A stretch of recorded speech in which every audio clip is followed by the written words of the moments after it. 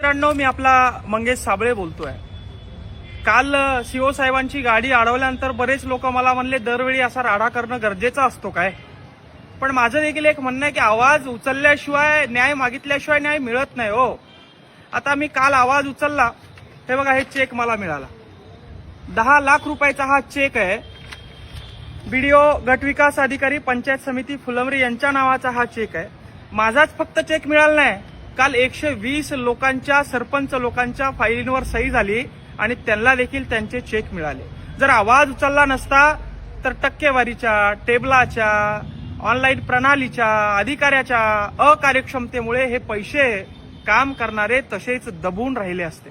मित्रहो, सांगायचं तात्पर्य एवढंच आहे की अन्याय झाला की आवाज उचलल्याशिवाय न्याय मिळत नाही. अन्याय झाला की आवाज उचलावाच लागतो. सहनशीलतेच्या बाहेर प्रकरण गेलं की उद्रेक होतोच. आणि म्हणून अधिकारी वर्गाला देखील विनंती आहे की आपण प्रामाणिकपणे आपलं काम करावं. आणि सरपंच लोकांना जे निवडून लोकप्रतिनिधी दिले त्यांना देखील विनंती आहे की काम झालं नाही की आवाज उचलायला शिका, टेबला खालून पैसे द्यायला शिकू नका. धन्यवाद मायबापू.